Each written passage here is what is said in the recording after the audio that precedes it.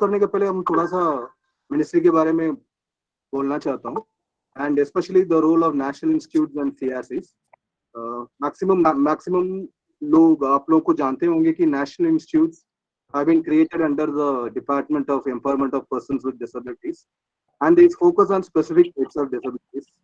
And their main role is human resource development, and they conduct various courses apart from providing rehabilitation services to persons with disabilities, and they also promote research and development.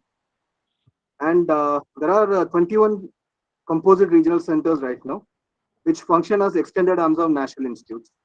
हमारा जो basic objective होते हैं जो सीआरसीज का, वो होते हैं कि जो रिहेबिलिटेशन सर्विसेज देना for persons with disabilities and to train rehabilitation professionals, specially जो ग्रास रूट लेवल पे काम करता है उनको, and to provide awareness programs about various schemes of ministry and to make the community self-independent, especially for persons with disabilities, through various CBR initiatives. जैसे Covid हुआ था, Covid से लेकर अभी तक हम लोग काफी सारे प्रोग्राम करते आ रहे हैं, and majority of this programs they are mainly oriented towards patient and their care givers, तो क्योंकि वो डायरेक्टली वो बेनिफिट हो जाए, so that what can be done at the community level. And आज का टॉपिक है, it is more of an academic interest. ये टॉपिक इसलिए चुना गया कि क्योंकि the expanding field of rehabilitation, हम लोग को ऐसे लगता है कि जो स्पेस में जाना, जहाँ पे ग्रेविटी नहीं है, वहाँ पे काम करना, all these things they are mainly, हम लोग जो देखते हैं जो भी रॉकेटरी मूवी रिलीज हुए हैं, all these things are associated with other kind of professionals. पर ऐसे नहीं है. Physiotherapy and rehabilitation, it has got lot of work to do in micro gravity levels. तो वो एक मकसद था. दूसरा था, when it comes to persons with children with developmental disabilities, there is lot of initiatives being taken upon in the field of anti-gravity treadmills वगैरह आ गए हैं अभी. So lot of researchers are taking on if child can be rehabilitated in an anti-gravity or a controlled gravity environment. और studies भी काफी encouraging है. देखा जाएगा कि ये वो बोल रहे हैं कि एंटी ग्रेविटी लोकोमोटर ट्रेनिंग से पेशेंट लोगों का, स्पेशली बच्चे लोगों का पोस्चरल बैलेंस बढ़ जाता है, and can modify the cerebellum structure, it works on the walking capacity, it can rework on the cortical spinal tract in cerebral palsy, और specially then partial body weight supported treadmill training, उसमें भी काफी changes आ रहे हैं, मतलब इन a positive way. तो there are lot of changes that is associated when a child is being rehabilitated in a zero gravity or a reduced gravity environment. पर कोई भी चीज करने के पहले actually we should know the fundamentals, and even हमारा प्रधानमंत्री जी का ये बोलना था कि there should be more of make in India initiatives. तो इसको पूरा देखते हुए we thought that it will be very nice if rehabilitation professionals are given some introduction about microgravity, zero gravity, and how exercises in this kind of environment will impact the body. And actually physiological changes क्या होते हैं, क्या है जब body जब gravity का effect से दूर हो जाते हैं, तो फ्री हो जाते हैं, तो उसमें क्या होता है. So to speak about all these topics, we have invited Mrs. Garima Gadamkar for this particular webinar, and she was a teaching associate with International Space University France for some time. So I think she is the best person for this type of topic. So I don't think I will take much time into this. So I take this opportunity to invite Mrs. Garima for the webinar, please. Garima, you can start. Thank you. Thank you, sir. Good afternoon, everyone. And I'll start sharing my screen.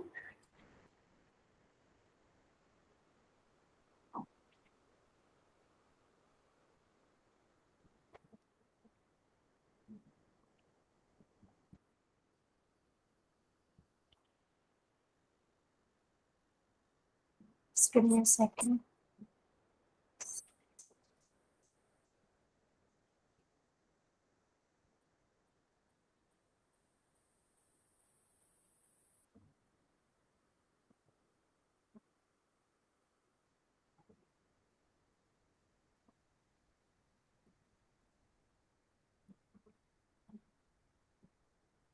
Sir, is my screen visible?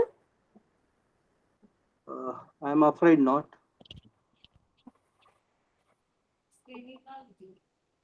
I'll just try to share it again.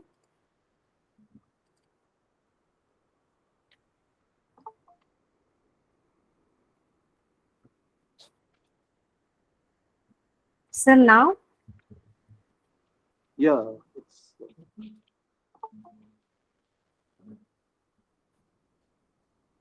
hello. visible. So is it visible now? Yes, yes, Yes, yes. it is visible. Okay. So as sir said, like microgravity and human physiology, the why human physiology is before going for any intervention, basically the physiotherapeutic intervention, we should know the changes that are occurring in the body. So I'll straightforwardly start with the topic. So today's learning outcomes will be other than microgravity. We'll come to know what are the other stresses on the body and the physiological responses in terms of neurosensory, musculoskeletal, and cardiovascular system. Now, these three systems are the ones which are being worked upon by the physiotherapists along with other team members for an astronaut. So coming to the other stressors, they are also called as hazards, and they are classified as space radiation, isolation, distance from Earth, gravity fields, hostile and closed environments. All these stressors act together to produce changes. So I can hear some sound in between. I don't know what is that. Actually, it's participants joining. Okay, no worries, sir. So can I? Yeah, thank you, sir. So today we will be seeing like only the effects of gravity fields on human body. Coming to the neurosensory system first. So it comprises of visual system, somatosensory system, and vestibular system. The visual system, sir, no. Sir, is my screen still visible? Please. Because I can't see my screen. Even I can't see. I'm sorry, I'll just reshare it again.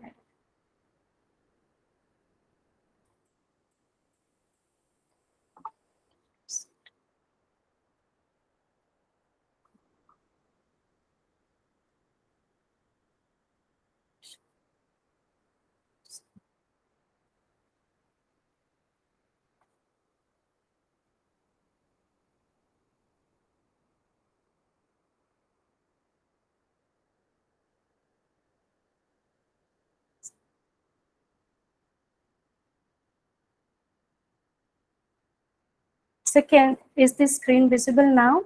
Yes, yes, it's visible. Okay. Yeah, I'm sorry for the technical glitches. So the visual system, it comprises of the eye, then the pathway, and the cortex, which is required for perception, that is receiving, processing, and interpreting the visual information to build representation of visual environment. Next is the somatosensory system. Now, this is the sensory system which is concerned with the perception of touch, pressure, pain, movement, vibration, position, and which receives inputs from the muscle, joints, skin, etc. And then we have the vestibular system. Vestibular system, basically it is in the inner ear and comprises of the semicircular canals. So there are three semicircular canals in which the fluid flows, that is the endolymph. And we have the otolith organ, that is the atricle and the saccule.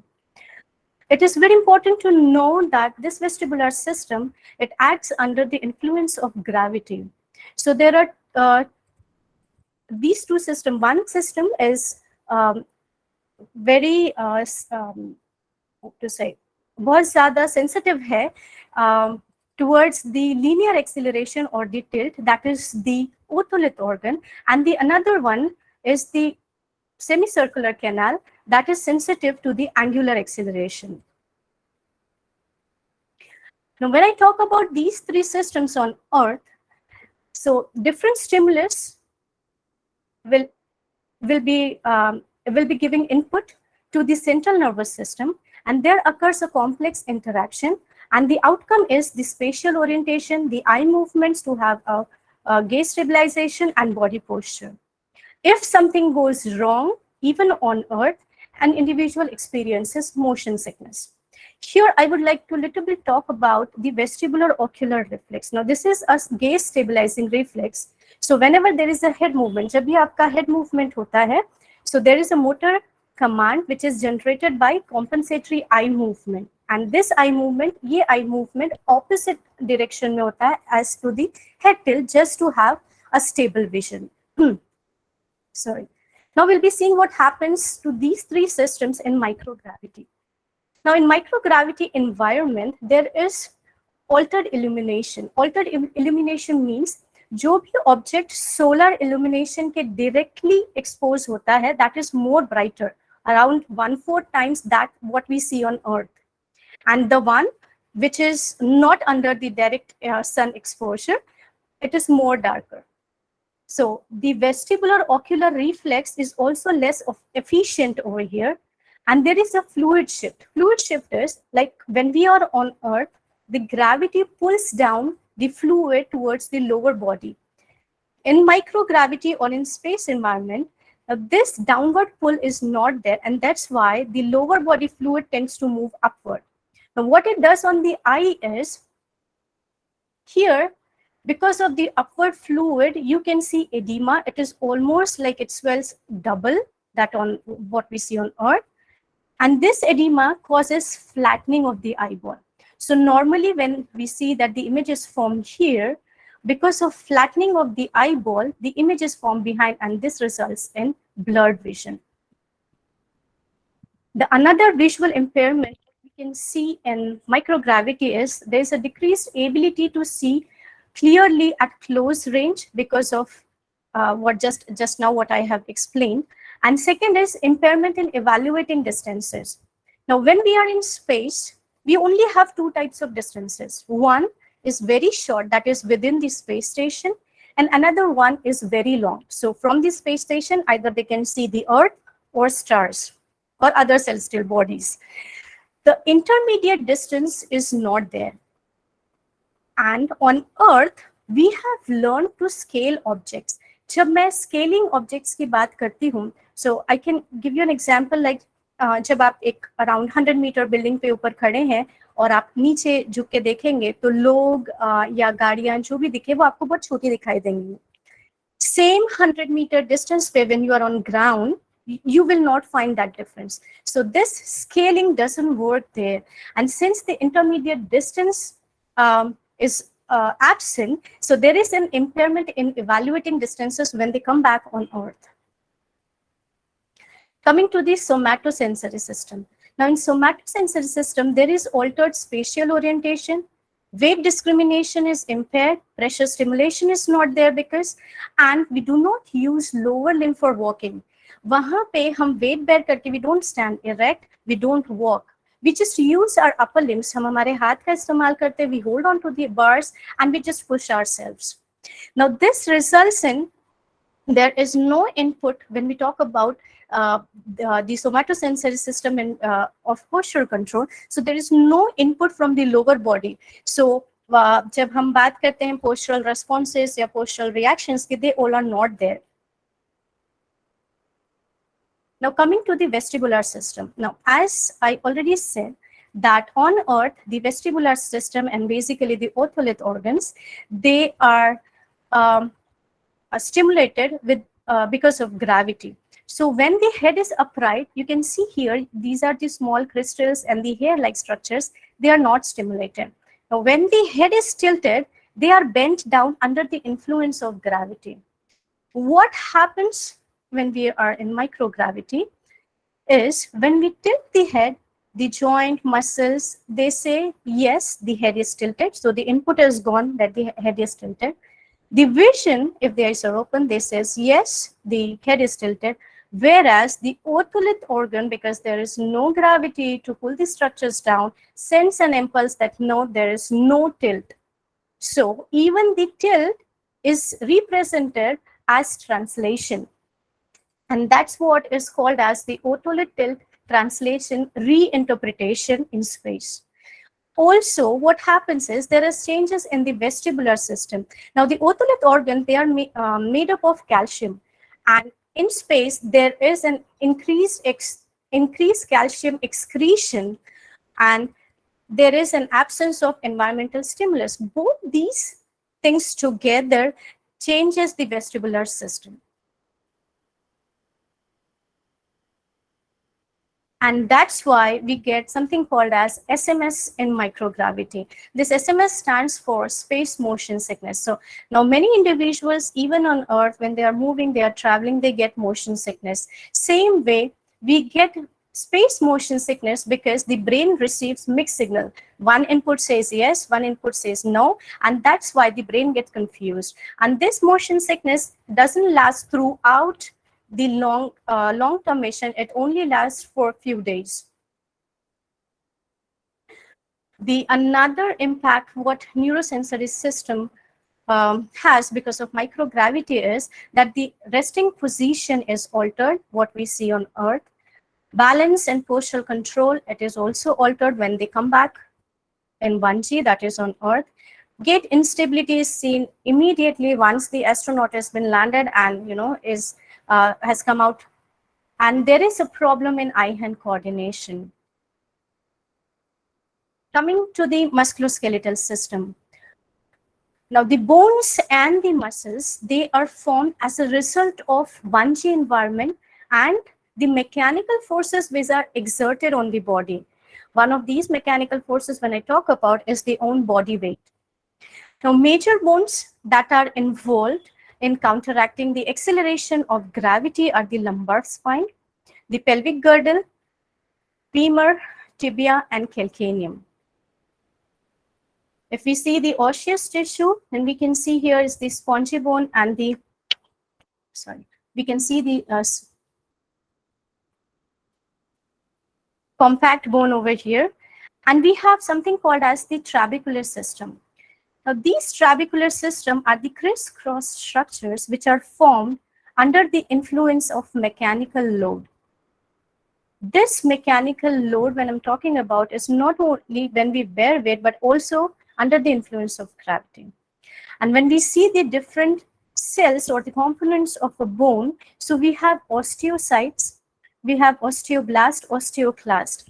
Osteoblast, they are the bone forming cells.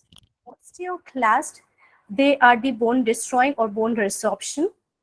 And the osteocytes, they maintain the balance between bone formation and bone resorption. What happens in 1G, that is on Earth? So the bone is stressed by the gravity. So the bone breakdown and the bone formation, both of these processes are equal and are balanced. So there is no bone loss. On the other hand, when we see what happens in microgravity is, there is no gravitational stress on bones. The bone breakdown continues, but the bone formation, it decreases. And this results in bone formation. So this is one of the reasons why the bone formation reduces. The second thing is there is increased calcium excretion by the body. And you can see that the rate of bone loss is around 1.5 to 2% per month. And it is seen that it is more in the lower body or the bones which are counteracting the gravitational stress than the upper body. And that's why astronauts are sometimes also referred to be an hypersedentary persons because they suffer osteoporosis. Coming to the muscles, so we have different types of muscles in the body. We have cardiac muscles, skeletal muscles, smooth muscles, and the other classification, what we know is type 1 and type 2. Again, type 2 is type 2 and type 2B. So depending upon which system they are using for ATP and generate energy resources, all these classifications have been done. Now, what I want to tell here is the important component for muscle is protein, and that protein has nitrogen. Now, as we have seen that calcium excretion is increased, the same way the nitrogen excretion is also been increased in microgravity condition. Now, this results in loss of muscle volume. So you can see here, like in 1G and in micro G, the back, thigh, and calf muscles are more prone to be affected, because they are the one which are counteracting the gravitational force, and the extensors are more affected than the flexors. There is decrease in muscle strength as well. Now, this decrease in muscle strength is due to the disuse atrophy, which is caused because of unloading. As we have previously seen, we don't require to stand, we don't require to walk, and thus lower limbs are not much used as that of on Earth. Second thing is, in the absence of gravity, eccentric contractions, they occur very rarely. Third, the individual or the astronaut is confined to a very small space most of the time, and that's why they don't need to use those muscle more. And I have already said that the nitrogen loss is there, and there is a reduced fiber size and decreased in size of myofibrils as well. The next thing is there is reduced endurance and increased fatigability. Now, in space, the maximal oxygen capacity is declined, resulting in greater reliance on anaerobic energy resources. And thus, the slow twitch muscles may not be efficient, resulting into less endurance and more fatigability. Coming to the cardiovascular system. So the cardiovascular system, we all know, has two circuits, pulmonary circuit and the systemic circuit. Pulmonary circuit is आपका heart और lungs के बीच में gaseous exchange होता है, and when it comes back, there is exchange between, and systemic circulation is the other parts of the body, including the lower part, the organs and all. So if we see the basic components of circulation, we have the brain and the upper body. L stands for lung, the right heart, the left heart, and the lower body tissues. So what happens is, in normal circumstances, the lower body tissues and the deoxygenated blood from the upper body and brain, it goes to the right heart first. From the right heart, it goes to the lungs. From lungs, oxygenated blood is transferred to the left heart and then is distributed to other parts of the body. When we talk about the deoxygenated blood, in lower limbs, we have muscles, the calf muscles, that play an integral role in venous return, that is, pushing the blood upwards towards the heart. So when they are relaxed, the veins, they are distended, the valves are closed. The valves, they are here in the veins to prevent the backflow. That means once the blood is pumped up, it is not going to come down. What happens when these muscle contracts? When these muscle contracts, they squeeze the veins, the valves open, and the blood is pushed up towards the heart. There is also something called as the pressure gradient.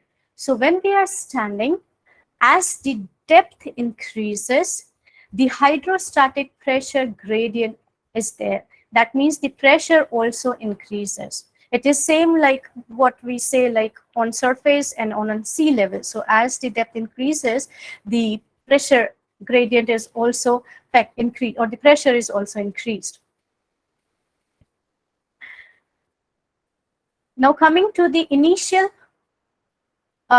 effect on standing on circulation when we are on Earth. So under the influence of gravity, the brain and the upper body blood or the fluid directly goes to the right heart. The lower body blood is being pumped by the muscles, right? So because of the force of gravity, blood pools in the lower body veins, and return of blood to the heart is reduced when we stand immediately. This reduces blood pressure and the blood flow to the brain, and because of lack of oxygen, there is dizziness and sometimes loss of consciousness along with impaired vision. But generally, it doesn't happen. We do not collapse. Why? Because there is a rapid nervous reflex that compensates for the standing posture. So what exactly happens is, whenever a person stands, right, there is an increase in heart rate, which partially restores the blood pressure, vasoconstrictions because of the baroreceptors reflex, and also there is a constriction of veins. All these helps to return the blood towards the heart. And once the venous return is improved to the heart, the blood flow or the outflow will also be improved. And that's how the oxygen has been restored and we don't um, lose consciousness. But as we have already seen that in microgravity, there is a fluid shift. Now this fluid shift, the leg volume here decreases and the face becomes puffy. So this is called as the puffy face syndrome, whereas the decrease in leg volume is referred as chicken leg syndrome.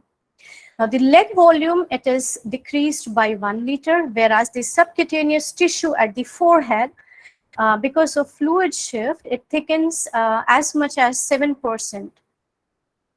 The pulmonary capillary blood volume, it is increased approximately by 25%, and the intraocular pressure, as I have already said, it is nearly double because of the fluid shift increases the cardiac volume and the stroke volume at the beginning. So once we reach the microgravity, there is an immediate response from the body that lasts for 24 to 48 hours.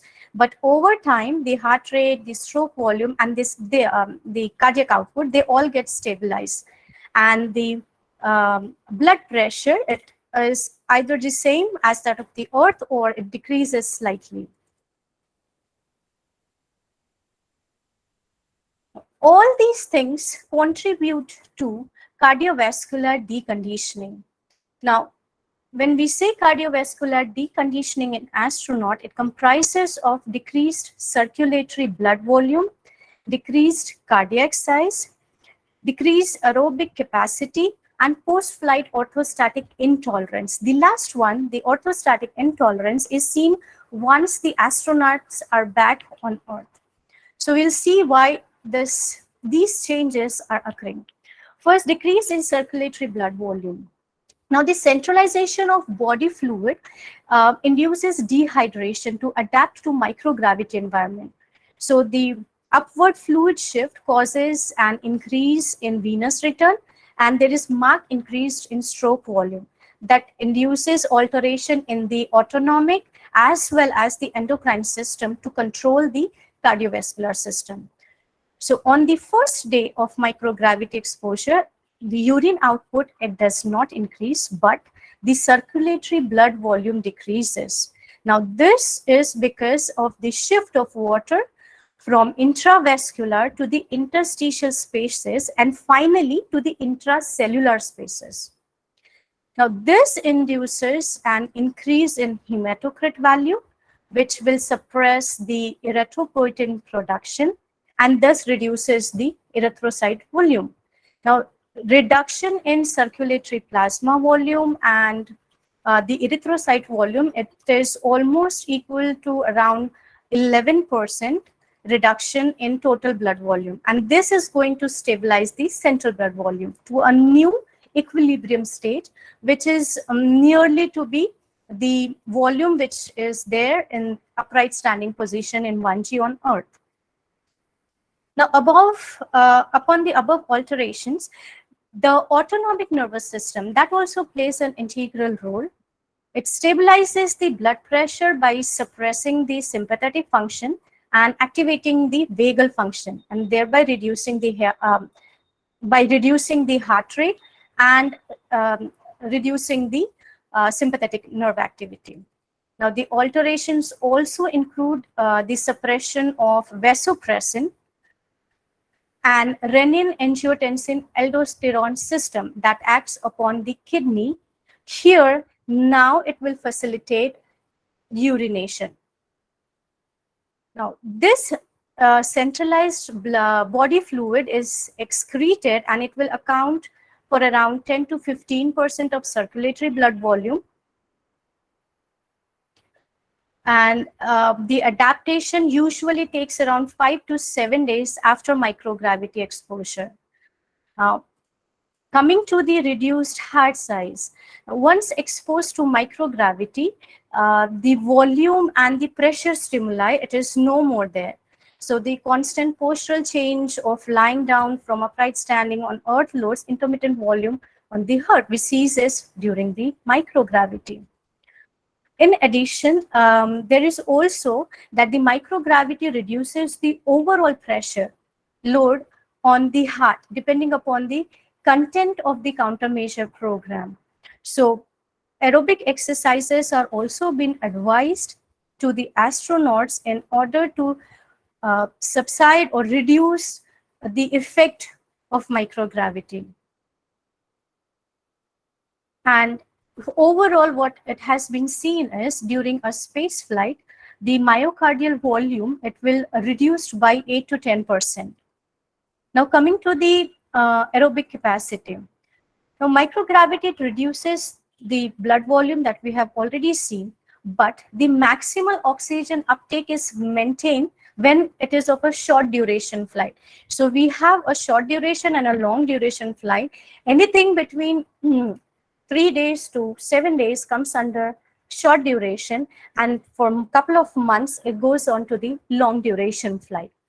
So after a short duration space flight, the maximal oxygen uptake is reduced by 22%, probably because there is decrease in maximal stroke volume and cardiac output without any alteration in maximal heart rate and blood pressure or whole body arteriovenous oxygen. This decrease in maximal oxygen uptake, it is believed to be due to the decrease in intravascular blood volume, stroke volume, as well as the cardiac output. And finally, the post-flight orthostatic intolerance.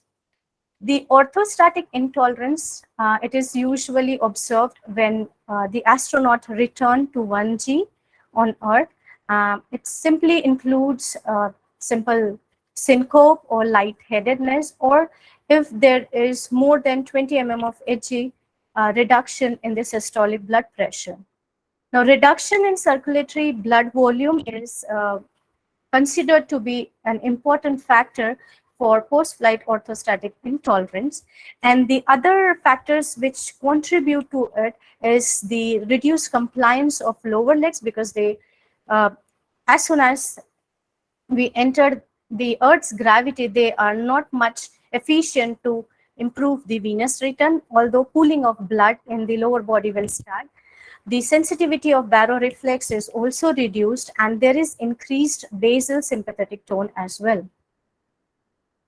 So these all were the changes in different systems that actually is considered as negative effects on human body.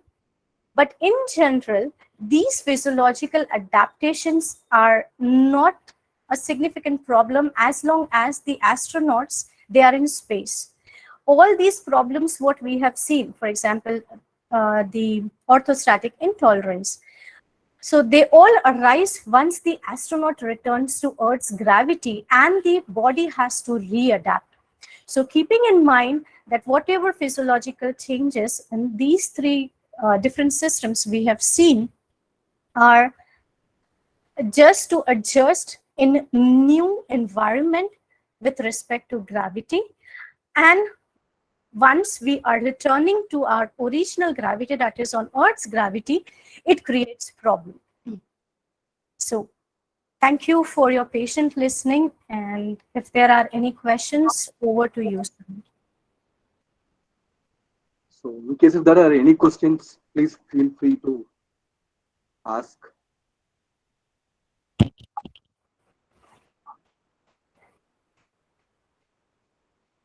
Garima, I've got a question. Like, if we create the same kind of environment in Earth, say for example, all these anti-gravity treadmills, whether the patient will be subjected to the same effect as microgravity, or the physiological changes will be different? Sir, there are simulations which are done, and bed rest studies are the best example to simulate the microgravity conditions. And we almost see the similar alteration in bed rest subjects. Only the thing what I will say, like we have seen that there is a weight reduction and so on because of the loss of fluid and blood volume and so on. The only change, major change what we have seen is increase in bed rest, increase in body weight in bed rest subjects. But other than that, simulations are being done and studies are done in bed, with head tilted to 6 degrees that gives you the similar changes that happens in microgravity. I hope that answers your question, sir. And when it comes to exercise prescription, whether the same fit principle it applies in space also, frequency, intensity, type. Yes, sir. So that comes under the exercise countermeasure. So along with the other components, along with the other team members, um, with the help, there are different instruments on board, and a plan has been given, like a weekly plan has been made based on the fit principle. And the second thing which comes into picture when we have to apply this fit principle is what role that particular astronaut will be playing. That means if an astronaut is not going for an EVA, or whether they are going for an EVA. So there is a little bit difference when it comes to EVA and the astronaut who are not going for an EVA. But yeah, fit principle has been applied. Considering all the physiological principle, it will be the same thing. Yes, Like sir. it will be the same. Yeah. Any other questions?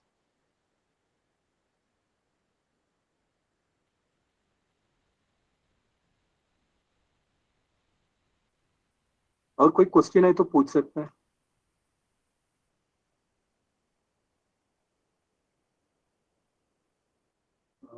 I think there is not much of questions. And So should I take it like it was clear or nothing was clear? it was good. Actually, I think the most common, the most problem is we couldn't relate to what exactly happens in space, because when it comes to a patient population, we are exposed to, say for example, back pain patient or yeah, disability patient, yeah, developmental disability patients. We can relate to what exactly happens. So this particularly this zero gravity environment is something that we have not experienced, and it so it may be difficult. I won't say it may be difficult, but it will be a bit different to to imagine what will be that in space. Actually, जितना देखे हम लोग 2-3 movies देखे, तो Martian देखे, they used नहीं to. नहीं sir. Okay, I would like to add upon to this. जैसे आप जो भी movies की बात कर रहे हो सर, बिल्कुल सही बात है. और दूसरी चीज सर जो आप जैसे for example you said back. So because of bone loss, because of reduced muscle strength, endurance, and the posture alterations, the neural inputs, everything, they also get back pain. They also get muscle injuries. They get sprain, strain, everything, right? And we try to rehabilitate. The problem is when they are there up in this space, only telerehabilitation works, because we cannot go in person. But once they come down, there is a proper post-flight rehabilitation program for astronaut that starts with day 1, and it usually lasts for 45 days. So once they come back, so we assess them, and they'll be having, for example, back pain or sprain, or someone who has done an EVA, got finger dislocation, and so on. So we examine them exactly the same as how we examine them on Earth, or the patients with the same problems, and we try to rehabilitate them in the same way. Actually, that's fine. Actually, because whatever we have been taught, no? Like for example, if it is strength training, we calculate it with respect to gravity. For example, if it is grade 3, it is active full range of motion against gravity.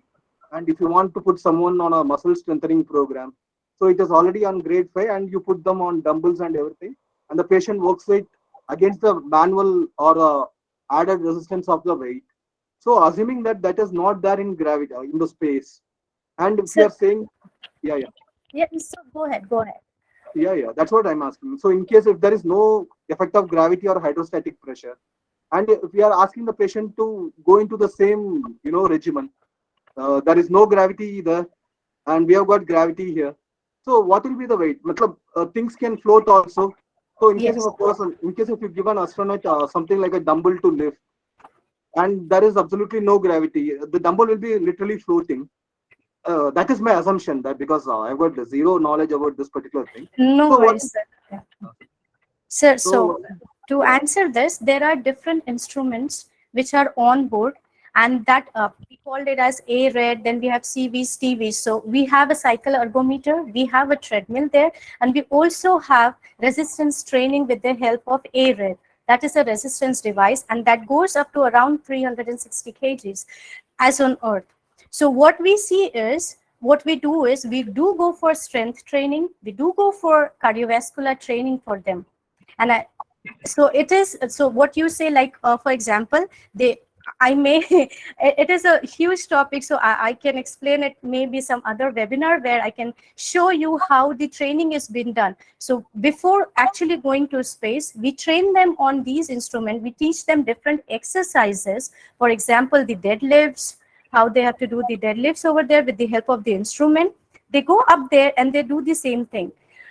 Now the instrument, they send us the report. For example, if they are going for the treadmill training or they are going for the cycle ergometer, so we get all the data what you get for a patient on Earth, and depending upon that, the protocol has been set for them. So I'm saying the same thing, that the exercise countermeasures what you give for the patient is same being applied for the astronauts. Only the thing is the instruments are different.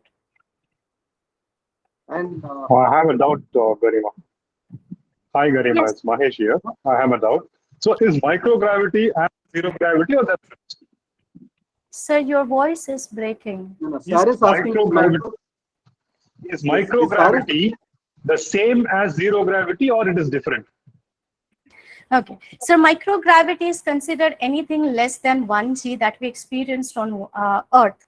So Moon, it has 16%, Mars, so zero gravity is no gravity which is experienced in space, that is on ISS, that is the International Space Station. And there is something called as partial gravity, which we experience on different planets. So microgravity and zero gravity, they are interchangeably used in literature.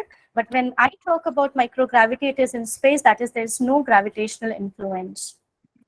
And coming to the part, I would just like to add upon this, coming to the partial gravity, that is less than 1. I'm not talking about the hypergravity, partial gravity, but as of now, we actually don't know what are the real effects of partial gravity on human body because we have not studied them. I hope, Mahesh sir, I have answered your question. Yeah, thanks. Exactly. This is what I wanted to know. So, whatever you talked is about zero gravity right now. Yes, And less than one gravity are still to be documented. partial. Yes, Yeah, sir. it's still to be. Okay. Yeah. So that is partial gravity. So if we say 0.16 g on Moon, so that is partial gravity. Thank you. Thank you, And sir. if you want to apply the same environment here, say for example, a child with a developmental disability is there. Uh, Probably a child who has just come out of uterus, which actually I don't know for sure what will be the effect of gravity inside a uterus. Uh, So in case if you Thank want you to for apply a your similar, question. Yeah, yeah. go ahead, sir.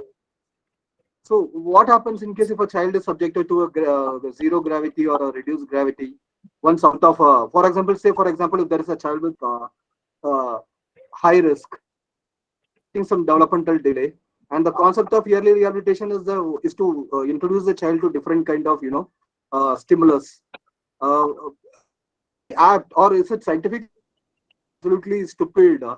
In case if we subject a child to zero gravity. Right. That's really an interesting question, but unfortunately, I'm not the right person because I'm not much into pedia. When it comes to microgravity, I'm more into the adult side. But I have read a study which has said a difference between child who has breech presentation and the one which has vertex presentation. So the vestibular system or the postural control was worst in the child who was born with breech presentation. So I'm not sure, like, micro, because yeah, womb environment is more kind of a microgravity environment, but how to translate it in children, yeah, I'm extremely sorry, sir, I'm not the right person to answer this. It's fine. Even I don't know. Is there any other question? Maybe I'll search, and if I find some articles on it, I'll share it with you. I just hello. I'm Yeah. hello. Yeah, I just had just a little bit of loud thinking. Is that if we are going to subject a newborn baby to microgravity, are we suppressing the child from the development of the vestibular system, which generally occurs immediately after birth? Most of it is the vestibular system. If I mistake not, it will be coming in first. So if we are going to subject the child to microgravity, will we not be suppressing whatever reflexes, maybe the developmental reflexes, which may be initially primitive reflexes, which normally come and then are integrated? So are we doing a right thing? I'm not sure. This is just my loud thinking. Yeah, ma'am, again, a very thought-provoking question, I can say. The thing is, no studies have been done on children. You are talking about newborn, but less than 18 years of age, as of now, no studies have been done. So I again cannot comment on this. But as I said, that there is a difference between breech presentation and vertex presentation children, what has been seen. So maybe future studies can explore these questions. And also when we talk about microgravity, like children, so nowadays, because even private sectors are more into space, so there is again a race for the first space-born child.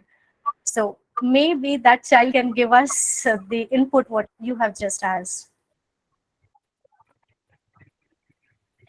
Yeah, thank you. But very interesting. Congratulations, Garima. Very well explained lecture. A lot of thoughts have been provoked, I'm sure. Thank you so much, ma'am, for attending.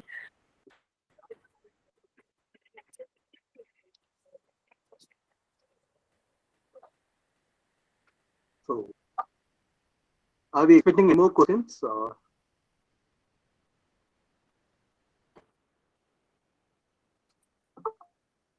So I think we will just wind it up. And my real heartfelt thanks to all the participants. And literally, when I just put this particular topic, I was not expecting. And I'm really thankful to all the participants for the active participation. And my special thanks goes to Garima for giving her time and expertise in this particular field. I think in case if there is any other questions, you can write to us. Probably we will try to get the answers from Garima. Thank you. And I think you might have filled up the feedback link and your certificate. Thank you so much, sir. Thank you. Thank you. Ganesh sir. Thank you so much, sir.